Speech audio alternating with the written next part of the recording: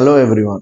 सो बच्चे, आज हम लोग जो एनसीईआरटी का एक्सरसाइज है सॉल्यूशन एंड कोलिगेटिव प्रॉपर्टी का, उसका 1.36 नंबर क्वेश्चन को सॉल्व करने जा रहे हैं। देखो, अगर आप न्यू सिलेबस फॉलो कर रहे हो, मतलब नया बुक जो आया है एनसीईआरटी का, अगर उनको फॉलो कर रहे हो तो ये आपको क्वेश्चन नंबर मिल जाएगा 1.36 एक्सरसाइज में।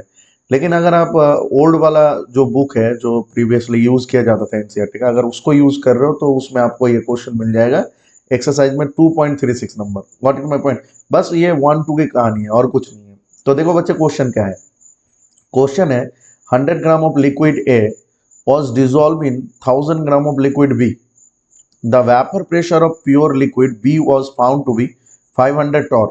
देखो, ए और बी दो लिक्विड बोला गया है और बोला गया है कि ए 100 ग्राम है जो बी में 1000 ग्राम में डिसॉल्व हो रहा है, और प्योर लिक्विड बी जो है उनकी जो वेपर प्रेशर मिला गया है वो है 500 टॉर। अब पूछा क्या गया है, देखते हैं। Calculate the vapour pressure of pure liquid A and its vapour pressure in the solution if the total vapour pressure of the solution is 475 torr. अच्छा देखो, बात बहुत सिंपल है बच्चे। दो अलग अलग लिक्विड लिया गया है, ठीक है, ए एंड बी। दोनों का अलग अलग दिया गया है, कितना मास है कितना मास नहीं है, लाइक दैट। उसके साथ साथ उसका मोलर मास भी दिया गया है। अब बी का जो वेपर प्रेशर है, बी का वेपर प्रेशर जो प्योर लिक्विड, दैट मीन जब तक हमने मिलाया नहीं, उसका दे दिया गया 500 टॉर। अब पूछा गया है कि अगर मैं इन दोनों को मिला दूं तो हमारे पास जो आएगा वो सॉल्यूशन आएगा ए बी का, ठीक है। अब बोल रहे इस सॉल्यूशन में vapour pressure of pure liquid, that means इस सॉल्यूशन में वेपर प्रेशर, अच्छा ओके, इस सॉल्यूशन में वेपर प्रेशर ए का पूछा गया है, दैट मीन्स पी ए निकालने बोला है। अगर बोल रहे हैं कि टोटल प्रेशर आपको दिया गया है 475 टॉर। दूसरी बात, यहाँ पे जो ए है सेपरेटली जिसको लिया गया था ये, उनका प्योर जो लिक्विड ए है उनकी वेपर प्रेशर निकालने बोला गया है। तो दैट मीन्स यहाँ पे दोनों ही केस में हमें वेपर प्रेशर निकालना पड़ेगा। एक वेपर प्रेशर निकालना पड़ेगा ए का प्योर फॉर्म में, और दूसरा जो वेपर प्रेशर निकालना पड़ेगा ए का सॉल्यूशन से। What is my point? तो चलिए कैलकुलेट करते हैं। कैसे कैलकुलेट करेंगे? तो पहली बात तो ये है कि हम लोग पहले आपका जो vapour pressure of A in a solution उसको कैलकुलेट करने जा रहे हैं, ठीक है। दैट मीन्स हम लोग यहां से कैलकुलेट करेंगे कि वेपर प्रेशर ऑफ ए है क्या, ठीक है। तो देखो, एक बात तो हम लोग यहाँ पे कंफर्म करते हैं। पहले देखो, टोटल प्रेशर जो होगा सॉल्यूशन का वो क्या होगा, vapour pressure of P A in a solution plus vapour pressure of P be in a solution. अब देखो, टोटल प्रेशर तो यहाँ पे दे दिया गया है मुझे 475, ठीक है।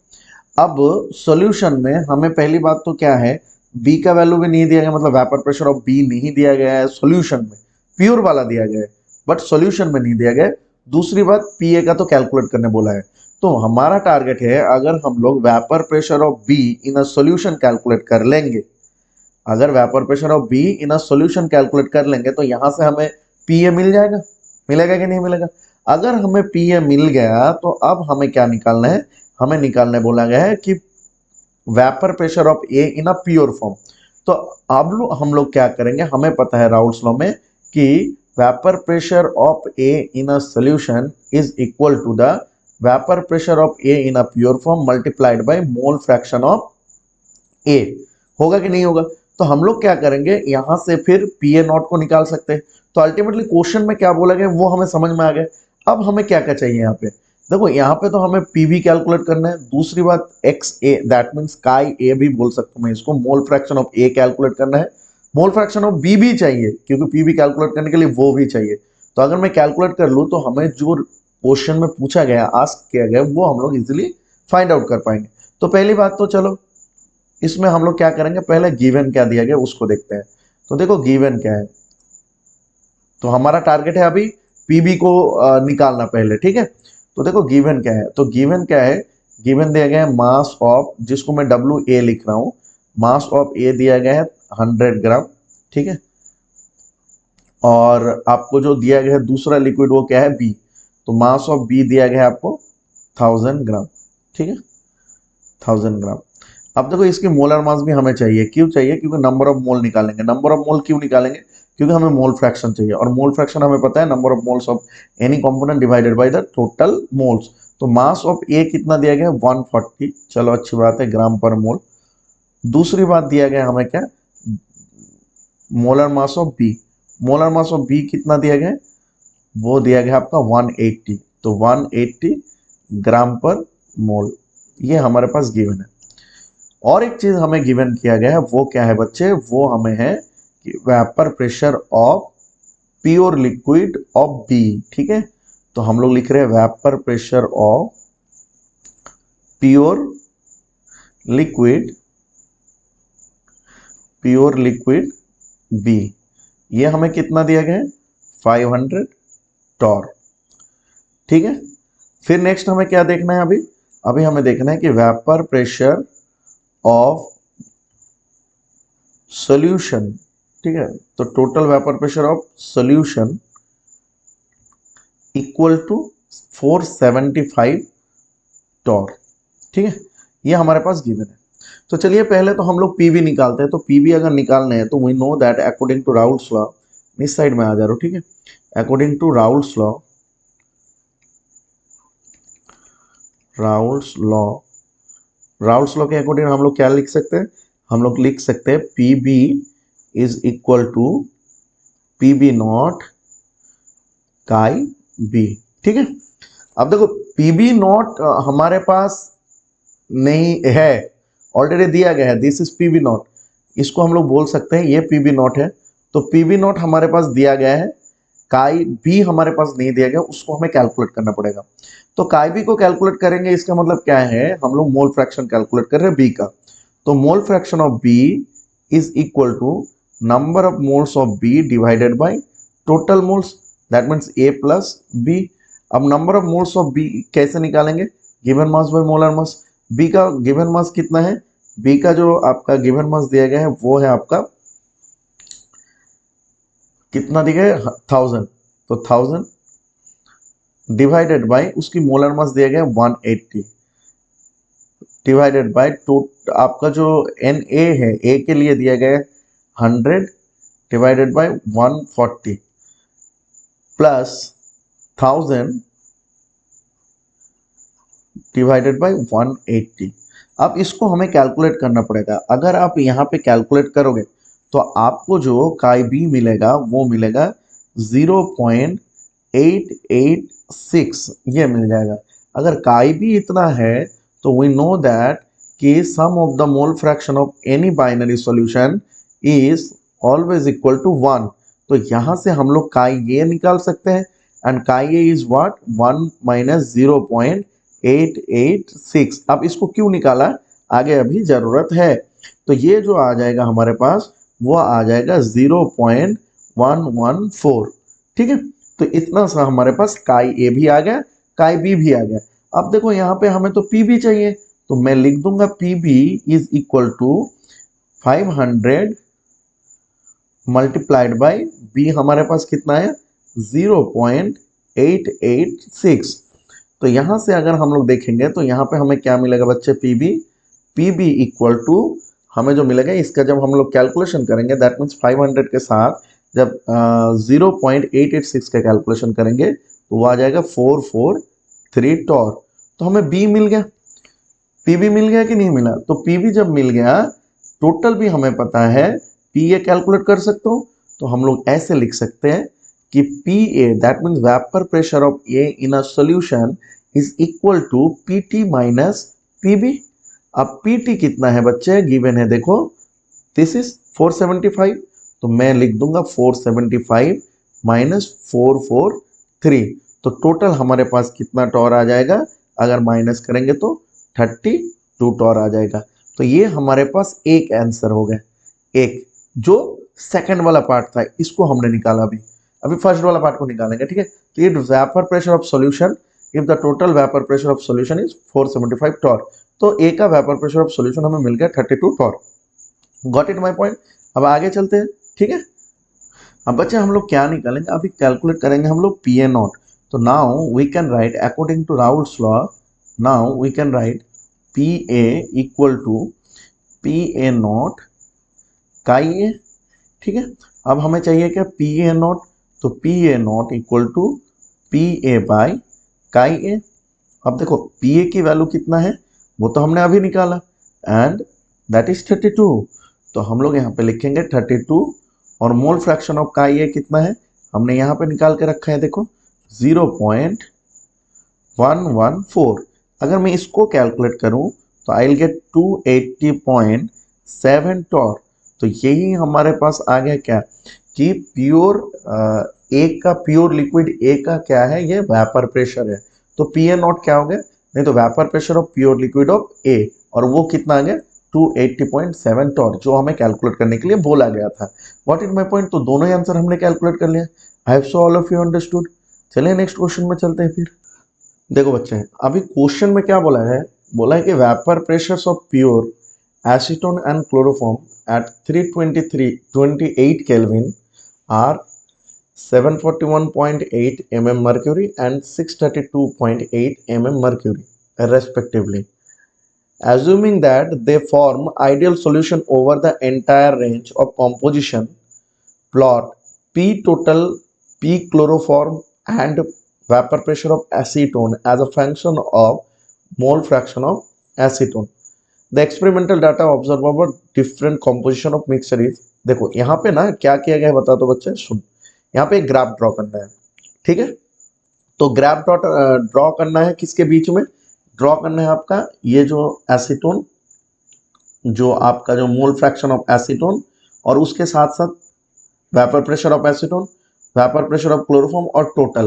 दैट मीन्स आपने ये ग्राफ वहां पे ड्रॉ किए होंगे जब हम लोग थ्योरी पढ़ रहे थे राउल्स लॉ। तो राउल्स लॉ में ग्राफ ड्रॉ किए थे कि मोल फ्रैक्शन ऑफ, सपोज हमने यहाँ पे ले लिया था बी इज इक्वल टू 1 से लेके काई बी इज इक्वल टू 0, और यहाँ पे लिए थे काई ए इक्वल टू, आपका लिए थे 0 से लेके काई ए इक्वल टू 1। तो हम लोग ऐसे ग्राफ बनाए थे, आपको याद होगा कि ऐसे हम लोगों ने ग्राफ बनाए थे, ये आइडियल सॉल्यूशन का ग्राफ था। सेम उसी टाइप की बात किया जा रहा है कि यहाँ पे आपको एक ग्राफ बनाना है इनके बीच में, जहाँ पे आपका आइडियल सॉल्यूशन से आपको ये एज्यूम कर लेना है कि ये जो ग्राफ एज्यूम कर लेना है कि ये आइडियल सॉल्यूशन फॉर्म कर रहे हैं, ठीक है। तो आपका जो ग्राफ होगा, वो जो ग्राफ बनेगा, ये जो डाटा दिया गया है, वो ग्राफ क्या आइडियल का जो सॉल्यूशन का जो ग्राफ था वही बनेगा, या फिर उनसे कुछ अलग बनेगा, मतलब डेविएटेड ग्राफ बनेगा। That means positive and negative deviation का जो ग्राफ है उस टाइप का बनेगा कुछ। तो ये आपको ऑब्जर्व करना है, ये आपको दिखाना है। तो देखो यहाँ पे हमें ग्राफ जो बनाना है, मैंने क्या करता ना, इसका आंसर यहीं पे लिख दिया, क्योंकि मेरे पास कोई ग्राफ पेपर था नहीं, मैं यहाँ पे आपको इजीली दिखा नहीं पाता, इसलिए मैंने इसका जो ऑलरेडी प्लॉटेड ग्राफ है इनको ले लिया। अब इनको आपको समझा दे रहा हूँ मैं क्या है। देखो पहली बात तो है, हमें एसीटोन के साथ बाकियों का ग्राफ चाहिए। तो हमने क्या कर दिया, यहाँ पे देखो 100 मल्टीप्लाई टू एसीटोन दिया गया है, लेकिन मुझे तो खाली एसीटोन का चाहिए। तो इसको हम लोग क्या करेंगे ना, 100 देके डिवाइड कर देंगे, तो जो भी आएगा वो मोल फ्रैक्शन ऑफ एसीटोन आ जाएगा। तो यहाँ पे देखो 100 देके डिवाइड करने के बाद हमारे पास वैल्यूज जो है ऐसा आ गया। Got it my point. अभी देखो वेपर प्रेशर ऑफ एसीटोन है, वेपर प्रेशर ऑफ एसीटोन लिख दिया मैंने। वेपर प्रेशर ऑफ क्लोरोफॉर्म है, वेपर प्रेशर ऑफ क्लोरोफॉर्म लिख दे। अब टोटल के साथ भी तो ग्राफ बनाने बोला है ना, तो टोटल कर दिया मैंने, इन दोनों को ऐड कर दिया। तो इन दोनों को ऐड करेंगे तो हमें फिर ये फाइनल वैल्यू मिल गया, जो टोटल वेपर प्रेशर मिल गया। What is my point. अब हमने क्या किया, इस साइड में लिखा मोल फ्रैक्शन को, इस साइड में हमने वेपर प्रेशर दिया, ठीक है। अब देखो हम लोग मोल फ्रैक्शन जीरो से, देखो जीरो वैल्यू है मोल फ्रैक्शन को, तो जीरो से शुरू कर रहे हैं, ठीक है, जीरो, ठीक है। फिर उसके बाद देखो 0.1 है, पहला डेसिमल को ले रहा हूँ, मतलब पॉइंट पहले, तो 0.1 ले लिया मैंने ये। फिर 2 है, फिर 3 है, ऐसे करके फाइनल वैल्यू देखो कितना है 0.72। तो मैंने 72 तक ले लिया फाइनल, यहाँ तक, ठीक है, यहाँ तक मोल फ्रैक्शन लिया। अब देखो बात क्या है, अब बात ये है कि एसीटोन की वेपर प्रेशर ऑफ एसीटोन, मैंने सोच लिया कि ये जो हमारे पास है एसीटोन का है, ठीक है। तो एसीटोन की अगर मैं बात करूं तो जीरो में है, चलो जीरो में, ठीक है। उसके बाद आपका जो ग्राफ है वो 54.9 में है। ध्यान से देखो, ये जो दिया गया है ये पॉइंट कितना है, 54.9 है, क्लियर है। फिर उसके बाद देखो आपके पास कितना है 110.1, इसको देखो 110.1 में दिया गया है। ऐसे करके जिस जिस वैल्यू में देखो, ये 0.3 में कितना है 202 है, तो 0.3 में देखो ये 202 में दिया गया है सपोज, ठीक है। 0.36 है ना, तो 6 है इसलिए बीच में दिया गया है, ये देखो, ठीक है। फिर देखो यहाँ पे आपका नेक्स्ट कितना है 0.5 है, जिसमें 322 है, तो 0.5 में देखो 322 है, ये देखो 300 और ये देखो 322 इस साइड में दिया गया है, मतलब ये 322 के करीब है। तो 0.5 में 322 के करीब है। सो लाइक दैट ऐसे करके वेपर प्रेशर ऑफ एसीटोन को दिया गया है एंड उस हर पॉइंट को जोड़ दिया गया है। तो वो ग्राफ कुछ इस तरह आ रहा है, वो सीधा ग्राफ नहीं आ रहा है, वो थोड़ा सा बेंटेड ग्राफ आ रहा है नीचे की तरफ ऐसे। गॉट इट माय पॉइंट, ऐसा ग्राफ है। सिमिलर वे में अगर वेपर प्रेशर ऑफ क्लोरोफॉर्म की बात करूं तो सेम टू सेम बात, जीरो में हमने लिया तो ये मान ले जीरो में कितना है 632, तो 632 से शुरू किया। फिर आपके पास कितना है आपका 0.1 में है 548, तो देखो 548 को दिया गया। ऐसे करके जितना भी पॉइंट है यहाँ पे मोल फ्रैक्शन, उस मोल फ्रैक्शन की वैल्यू में वेपर प्रेशर ऑफ क्लोरोफॉर्म को दिया गया एंड हर पॉइंट को ऐड किया गया, तो हमें कुछ ग्राफ जो मिल गया ये स्ट्रेट लाइन में ये वाला ग्राफ मिल गया। ठीक है, ये वाला ग्राफ मिल गया। अब टोटल क्या है, दोनों को ऐड करने के बाद टोटल, तो दोनों को ऐड करने के बाद जीरो में कितना है 632, तो 632 से शुरू हो रहा है। फिर 0.1 में कितना है 603, तो 603 लाइक दैट। ऐसे हर ग्राफ का पॉइंट जो है आपका यहाँ पे मोल फ्रैक्शन लिया जा रहा है और उसमें टोटल इनका पॉइंट को ऐसे मार्क किया गया है एंड उनको जब ऐड किया गया तो ग्राफ कुछ इस तरह आ रहा है। दैट मीन्स मेन जो ग्राफ है आइडियल सॉल्यूशन में वो ऐसे आ रहा था पी टोटल का, ये देखो स्ट्रेट लाइन में। लेकिन अब जो ग्राफ आ रहे हैं वो क्या आ रहे हैं, वो नीचे की तरफ ऐसे आ रहे हैं। तो जब नीचे की तरफ ग्राफ आते हैं तो उसको हम लोग क्या बोलते हैं, नेगेटिव डेविएशन। दैट मीन्स जब डेविएशन शो करते हैं नीचे की तरफ तो हम लोग उसको क्या बोलते हैं, उसको हम बोलते हैं नेगेटिव डेविएशन। और अगर कर्व ऊपर की तरफ होता अपवर्ड की तरफ तो हम उसको बोलते थे पॉजिटिव डेविएशन। तो ये जो है ये आपको कौन सा डेविएशन शो करेगा, ये डाटा हमें नेगेटिव डेविएशन को शो करेगा। Got it my point. अब बहुत ही आसान है, बस देखने में इसको बहुत भयंकर लग रहा है, यही बात है बस। ठीक है, चलो आगे चलते हैं फिर नेक्स्ट। अभी क्वेश्चन क्या है, 38 नंबर क्वेश्चन जो बोला गया है कि benzene and toluene form ideal solution over the entire range of composition. The vapor pressure of pure benzene and toluene at 300 Kelvin are 50.71 mm mercury and 32.06 mm mercury respectively. Calculate the mole fraction of benzene in vapor phase if 80 gram of benzene is mixed with 100 gram of toluene. तो देखो बच्चे यहाँ पे हमें calculate क्या करने बोला है, पहले उसको समझो। देखो हम लोग को कैलकुलेट जो करना है वो मोल फ्रैक्शन ऑफ बेंजीन करना है, लेकिन किसमें आपको बोला गया है उनकी वेपर फेज में। वेपर फेज में हमें मोल फ्रैक्शन निकालना है। ठीक है, तो दैट मीन्स अगर बेंजीन की वेपर फेज में हम लोग मोल की बात करें तो mole fraction of benzene in vapour phase, that means vapor pressure of benzene divided by vapor pressure of benzene plus vapor pressure of toluene। बस अगर इसको कैलकुलेट कर लेंगे तो हमें मोल फ्रैक्शन ऑफ क्या मिल जाएगा, benzene in a vapour phase मिल जाएगा। What is my point. But यहाँ पे हमारे पास अभी सवाल क्या है बच्चे, अभी सवाल ये है कि ये जो vapour phase of benzene in solution इसको कैसे कैलकुलेट करें, vapour phase of toluene in solution इसको कैसे कैलकुलेट करें। अगर मैं इन दोनों को कैलकुलेट कर लूं तो मैं मोल फ्रैक्शन ऑफ बेंजीन निकाल सकता हूं in vapour phase. What is my point. तो चलिए अभी इस पीबी को और पी2 को कैलकुलेट करते हैं। That means vapour phase of benzene in a solution and vapour phase of toluene in a solution, इसको कैलकुलेट करते हैं। तो हमारे यहाँ पे क्या कोई इंफॉर्मेशन दिया गया है, देखो क्वेश्चन में हमारे पास गिवन क्या है, यहाँ पे इंफॉर्मेशन ऑलरेडी दिया गया है। देखो गिवन ये है कि वेपर फेज या फिर vapour pressure of pure benzene और प्योर टॉलुइन का वैल्यू दिया गया है। तो मैं लिख सकता हूं vapour pressure of benzene in a pure form दिया गया है आपको 50.71 mm मर्क्यूरी। ठीक है, दूसरी बात आपको क्या गिवन है, और vapour pressure of toluene in a pure form वो गिवन है आपको 32.06 mm मर्क्यूरी। ठीक है, बाकी दूसरा चीज हमें क्या दिया गया, बेंजीन का जो मास है वो दिया गया 80 ग्राम एंड टोलुइन का जो मास है वो दिया गया 100 ग्राम। तो अभी हमें अगर मान लो मोल फ्रैक्शन जो सॉरी टोटल जो वेपर प्रेशर है इन अ सॉल्यूशन अगर निकालना है तो कहीं ना कहीं हमारे पास राउल्स लॉ क्या बोलते हैं फॉर्मूला, राउल्स लॉ की अकॉर्डिंग, राउल्स लॉ ये बोल रहे हैं कि अगर मैं बेंजीन के लिए कर रहा हूं तो फॉर बेंजीन, ठीक है, फॉर बेंजीन मैं ये लिख सकता हूं कि vapour pressure of benzene in solution is equal to vapour pressure of benzene in pure form multiplied by mole fraction of benzene. Got it और नॉट। बताओ मेरे को। तो अभी हमें मोल फ्रैक्शन ऑफ बेंजीन चाहिए, तो मोल फ्रैक्शन ऑफ बेंजीन अगर चाहिए, मैं साइड में कैलकुलेट कर रहा हूँ। तो पहली बात तो हम लोगों को मोल फ्रैक्शन चाहिए किसका, बेंजीन का।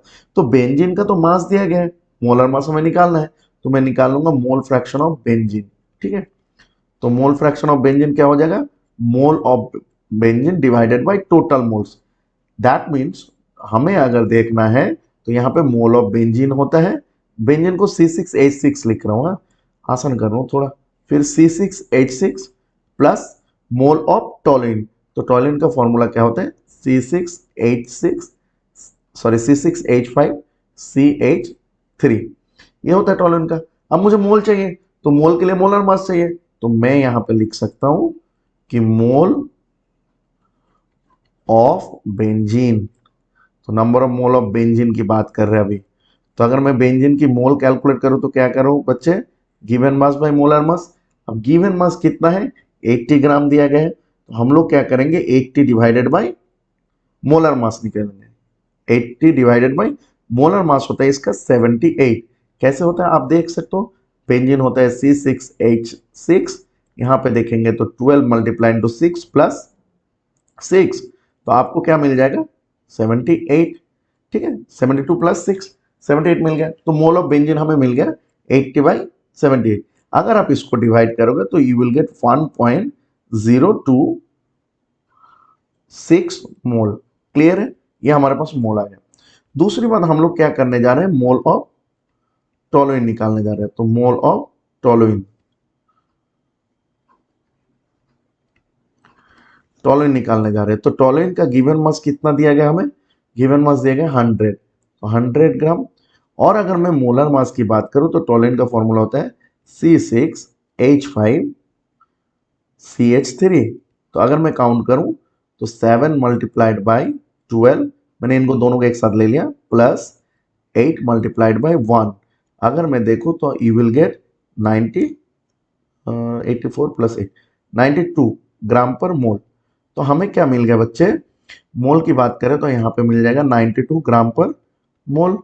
अगर मैं 100 डिवाइडेड बाय 92 करूं तो मुझे मिल जाएगा 1.087 मोल। तो हमारे पास मोल आ गया।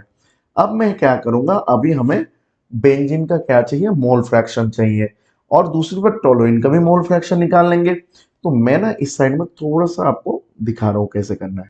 देख, तो अभी हमें क्या करना है, हमें निकालना है मोल फ्रैक्शन ऑफ बेंजीन। तो देखो ये हमने इक्वेशन 1 देके रखा था साइड में।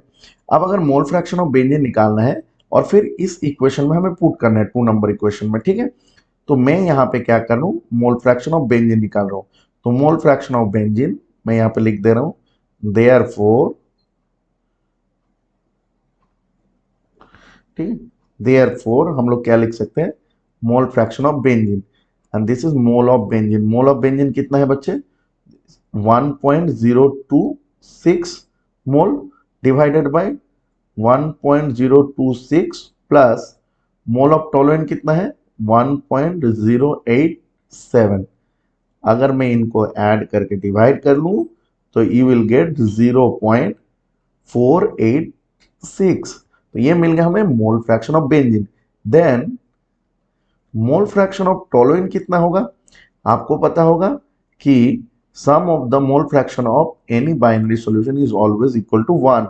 तो 1 माइनस 0.486, तो अगर मैं इसको 1 माइनस कर दूं तो हमें कितना मिल जाएगा बच्चे, 0.514। इतना हमें मोल फ्रैक्शन मिल गया टोलुइन का। Got it. अब हमें क्या चाहिए, ये चाहिए था क्योंकि हमने पहले फॉर्मूला जो डिराइव किया था उसमें हमने ये देखा था कि हमें क्या चाहिए, vapour pressure of benzene in a solution चाहिए। तो हमें अब ये चाहिए, तो इसके लिए क्या चाहिए, प्योर वाला जो वेपर प्रेशर है बेंजीन का वो हमें गिवन है, एंड दैट इज व्हाट 50.71। तो मैं यहाँ पे लिख दूंगा 50.71 multiplied by mole fraction of benzene हो रहा है कितना, 0.486। तो आंसर जो होगा अगर आप मल्टीप्लाई करोगे इनको तो हमारे पास आ जाएगा कितना, ध्यान से देखो बच्चे, ये आधा हो जाएगा 50 का अप्रोक्स, क्योंकि 0.4 है, 0.5 कंसिडर करके कर सकते हैं। तो ये जो है ये आ जाएगा कुछ 24.645 mm ऑफ मर्क्यूरी। ठीक है, ये इतना आ गया। दूसरी बात हमें क्या चाहिए, और एक चीज टोलुइन वाला चाहिए, तो हम लोग लिख सकते हैं vapour pressure of toluene in a solution. तो this is what P T nought mole fraction of toluene. तो अगर देखें तो पी टी नॉट कितना दिया गया 32.06 और मोल फ्रैक्शन ऑफ टोलुइन कितना आया हमारे पास 0.514। तो अगर मैं इन दोनों को मल्टीप्लाई करूं तो आई विल गेट 16.479, इतना mercury. Got it my point और नॉट। अब हमें क्या चाहिए, अब हम लोग इस जो ये जो यहाँ पे ऊपर में इक्वेशन लिख के रखा है यहाँ पे पुट करेंगे तो हमें क्या मिल जाएगा, जो कैलकुलेट करने के लिए बोला है that means the mole fraction of benzene in vapour phase, वो हम लोग कैलकुलेट करके निकाल लेंगे। गॉट इट माय पॉइंट और नॉट, बताओ समझ में आई इतना तक। चलिए अब लास्ट स्टेप है कल। तो देखो यहाँ पे हम लोग क्या लिख सकते हैं कि hence mole fraction of benzene, mole fraction of benzene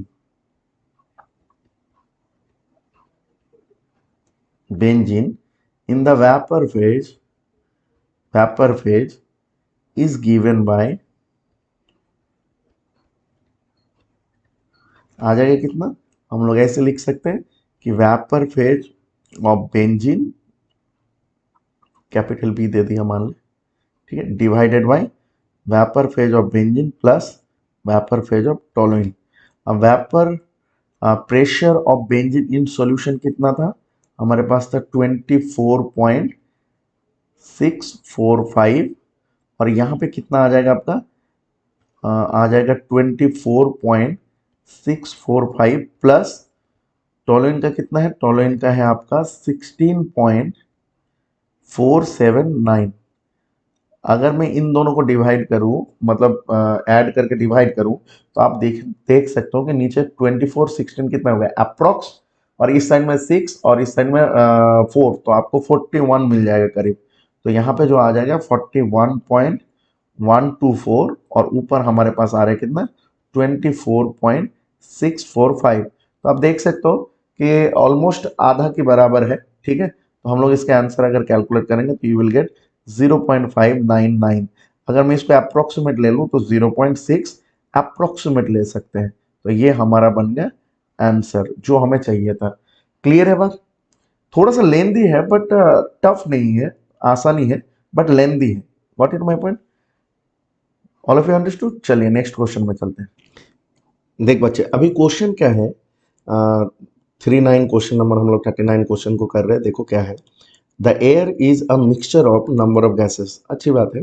the major components are oxygen, बोले इनमें क्या है मेजर कंपोनेंट ऑक्सीजन है और नाइट्रोजन है, with an approximate proportion of 20% is to 79% by volume. देखो यहाँ पे बोल रहा है कि एयर का आप बोल सकते हो मिक्सचर है जिसमें ऑक्सीजन एंड नाइट्रोजन गैस है, जिसमें ऑक्सीजन गैस जो है अप्रोक्सीमेटली 20% है एंड नाइट्रोजन गैस अप्रोक्सीमेटली 79% है बाई वॉल्यूम।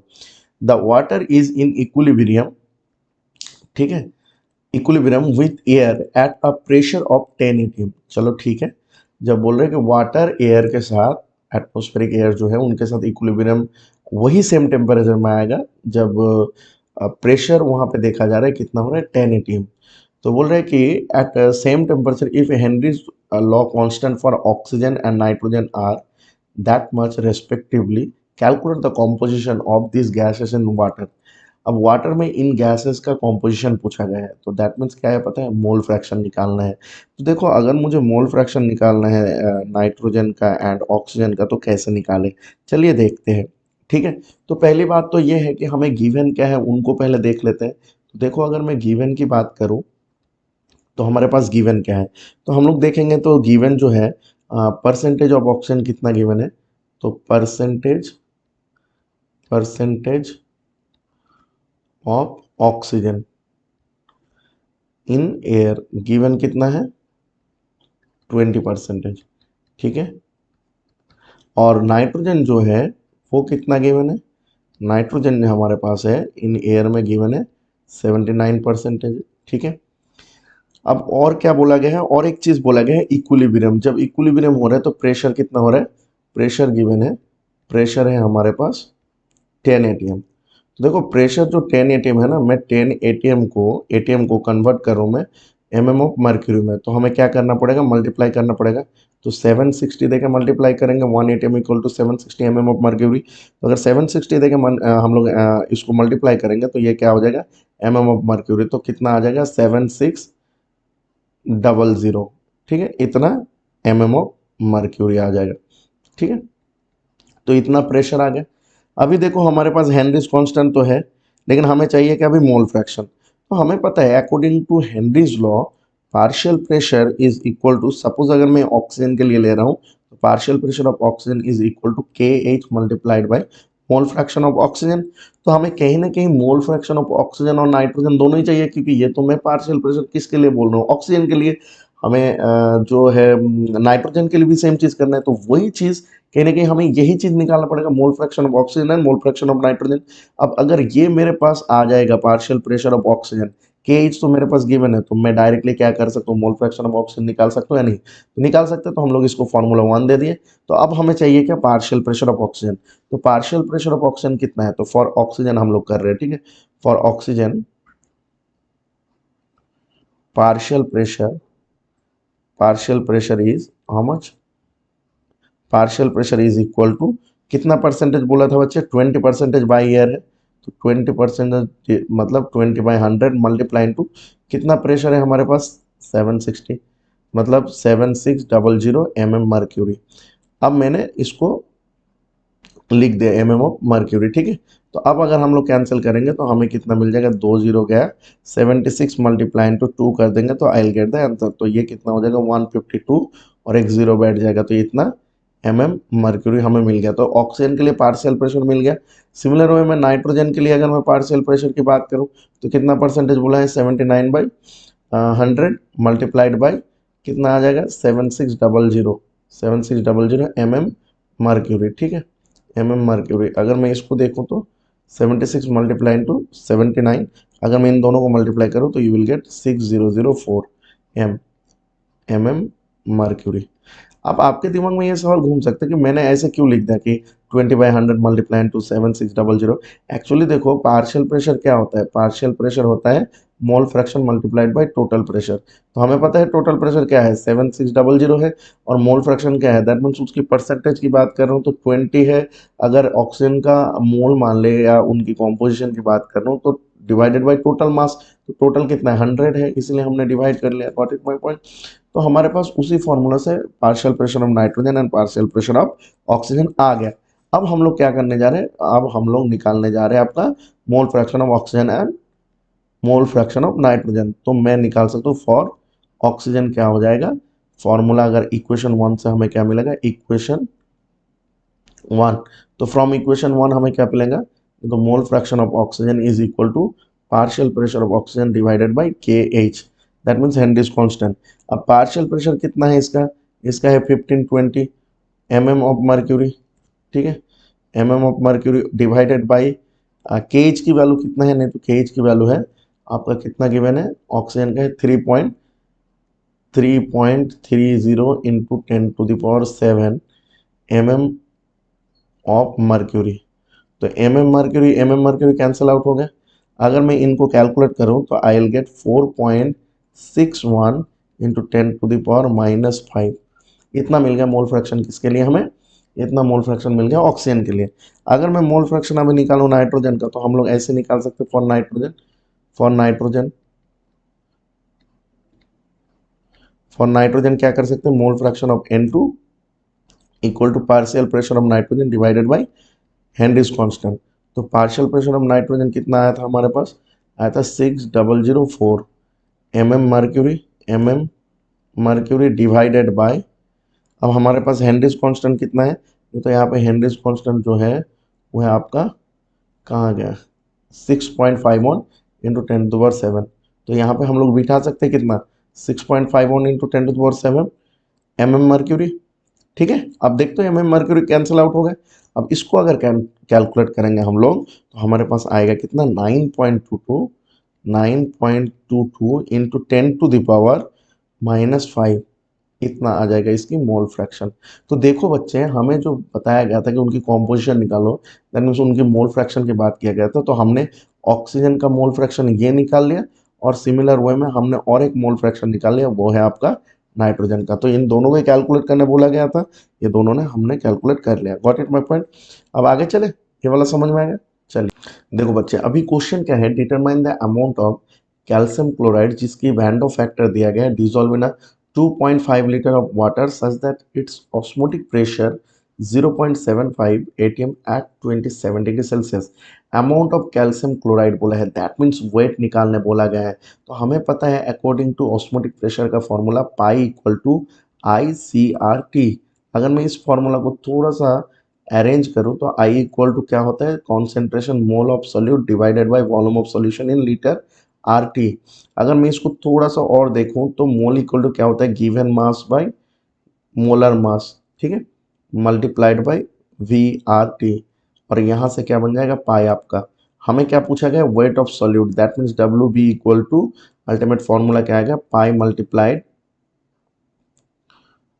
या pi multiplied by molar mass multiplied by volume and divided by this is I multiplied by R multiplied by T। बस हमें खाली ये W निकालना है। तो अभी बाकी चीज़ हमें चाहिए, तो क्या क्या गिवन है देख लेते हैं। तो गिवन क्या है देखते हैं। देखो गिवन जो है, पहले तो I की वैल्यू गिवन है, दिस इज 2.47। दूसरी बात वॉल्यूम गिवन है हमारे पास, वो कितना है 2.5 लीटर, ठीक है। तीसरी बात हमारे पास गिवन है आपका ऑस्मोटिक प्रेशर, और वो कितना है 0.75 एटीएम, ठीक है। चौथी बात हमारे पास टेम्परेचर गिवन है, दिस इज 27 डिग्री सेल्सियस, उसको केल्विन में हमें कन्वर्ट करना है, तो 27 प्लस 273, तो अल्टीमेटली कितना आ गया बच्चे, 300 केल्विन। तो हमारे पास 300 केल्विन ये आ गया। अब देखो आर की वैल्यू तो गिवन नहीं है, बट हमें पता है R is what, R is, हम लोग यहाँ पे क्योंकि लीटर और एटीएम आ रहे हैं तो हम लोग ये वाला वैल्यू लेंगे, 0.0821 litre atmosphere mole inverse kelvin inverse, ये इसकी यूनिट होता है। और क्या चाहिए हमें, molar mass of calcium chloride. तो मोलर मास ऑफ CaCl2 की अगर मैं बात करूं तो Ca हो गया 40 प्लस 2 मल्टीप्लाइड बाई 35.5। तो अगर हम लोग इनको ऐड करेंगे तो 71 प्लस कितना हो रहा है 40, तो यू विल गेट 111 ग्राम पर मोल। तो हमें मोलर मास में मिल गया। अब हम लोग क्या करेंगे, जस्ट इन वैल्यूज को पुट करेंगे इस इक्वेशन नंबर 1 में। अगर मैं इसको इक्वेशन नंबर 1 कर रहा हूँ तो पाई की वैल्यू कितना है बच्चे, पाई की वैल्यू है आपका 0.75 एटीएम, तो 0.75 ATM. Got it my point. Mole कितना है, मोल है आपका, मोलर मास है 111 ग्राम पर मोल, ठीक है। वॉल्यूम कितना है, वॉल्यूम है हमारे पास 2.5 लीटर, तो 2.5 मैंने इसको एल दे दिया, डिवाइडेड बाय, यहाँ पे आई की वैल्यू कितना है, आई की वैल्यू है आपका 2.47, ठीक है, इसका तो कोई यूनिट नहीं है। फिर आप आर की वैल्यू कितना लिखोगे, 0.0821 लीटर, ठीक है, एटमोस्फियर, ठीक है, मोल इनवर्स केल्विन इनवर्स, ठीक है। टेम्परेचर कितना है 300 केल्विन, टेम्परेचर 300 केल्विन। तो ये केल्विन और ये केल्विन इनवर्स कैंसिल हो गया, एटीएम और एटीएम कैंसिल हो गया, अभी लीटर और लीटर कैंसिल हो गया, एंड ये मोल इनवर्स कैंसिल हो गए। तो बचा कितना, ग्राम, जो आंसर में आना चाहिए ग्राम। तो अगर हम इसको कैलकुलेट करेंगे तो आई विल गेट 3.42 ग्राम। तो हमारे पास आंसर आ गया 3.42 ग्राम, जो हमें निकालने बोला गया था। बहुत ही आसान है, क्लियर है बच्चे, ठीक है। चलिए नेक्स्ट क्वेश्चन चलते हैं।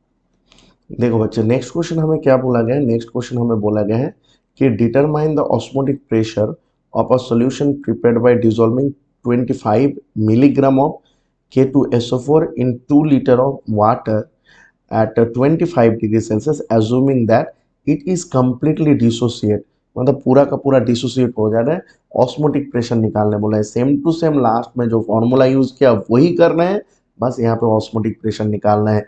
अब देखो यहाँ पे आपको एक हिंट्स दिया गया है K2SO4, इसका मतलब हमें I की वैल्यू चाहिए। तो K2SO4 अगर मैं फॉर्मूला की बात करूँ तो formula pi equal to ICRT है, ठीक है। अब I की वैल्यू चाहिए हमें, तो हम लोग लिख रहे हैं K2SO4 अगर पूरा का पूरा डिसोसिएट हो रहा है तो K2SO4 टूटेगा, एंड ये जब टूटेगा तो हमारे पास क्या बनेगा, K plus plus SO4 2 minus SO4 2 minus, अब यहाँ पे अगर देखें डिसोसिएशन के लिए है, तो डिसोसिएशन के लिए अल्फा कितना है बच्चे, अल्फा इक्वल टू हम लोग लिख सकते हैं i-1 डिवाइडेड बाई n-1, ये है। अब मुझे आई निकालना है। अब यहाँ पे क्वेश्चन में एक चीज बोला गया है कि आपका अल्फा जो है दैट मीन्स आपका जो कंपाउंड है पूरा का पूरा डिसोसिएट हो रहा है। तो अल्फा की वैल्यू क्या हो जाएगा, फॉर कंप्लीट डिसोसिएशन हम लोग लिख सकते हैं for complete dissociation for complete dissociation alpha equal to 1, मैं ये लिख सकता हूँ, कोई दिक्कत नहीं है। अब अल्फा जब 1 मिल गया, एन की वैल्यू कितना मिलेगा, एन मतलब कितना आयन में टूटा, एन मतलब यहाँ पे 3 आयन में टूटा। तो अगर 3 आयन में टूटा तो इक्वेशन 1 अगर मैं इसको मान के चल रहा हूँ तो फ्रॉम इक्वेशन 1 क्या मिला मुझे आई की वैल्यू, तो फ्रॉम इक्वेशन 1 मुझे आई की वैल्यू जो मिलेगा आई इक्वल टू, मैं यहाँ पे या डायरेक्टली पहले वैल्यू बेटा फिर आई लिख रहा हूँ, अल्फा इक्वल टू 1 है, फिर i-1 है डिवाइडेड बाई 3-1। तो अल्टीमेटली अगर देखेंगे तो 2 आ रहे हैं यहाँ पे, तो i-1 इज इक्वल टू 2। तो i इक्वल टू कितना आ गया बच्चे 3। तो i हमारे पास कितना आ गया 3 आ गया। चलो कोई दिक्कत नहीं। अब हमें कॉन्सेंट्रेशन की बात करें तो कॉन्सेंट्रेशन तो यहाँ पे खाली हमें क्या बोला गया है, वॉल्यूम दिया गया है। तो अगर मैं गिवन की बात करूँ, थोड़ा सा मैं इधर लिख रहा हूँ, ठीक है ठीक है। तो हमें चाहिए क्या, कॉन्सेंट्रेशन। तो अगर मैं कॉन्सेंट्रेशन की बात करूँ तो गिवन क्या है देखते हैं। देखो गिवन जो है हमारे पास वॉल्यूम है 2 लीटर, और हमें पता है कि कॉन्सेंट्रेशन मोलैरिटी है, तो number of moles of solute divided by volume of solution in litre. अब वॉल्यूम तो है हमारे पास, अब नंबर ऑफ मोल चाहिए, तो नंबर ऑफ मोल निकालने के लिए क्या चाहिए, उनकी गिवन मास चाहिए एंड मोलर मास चाहिए।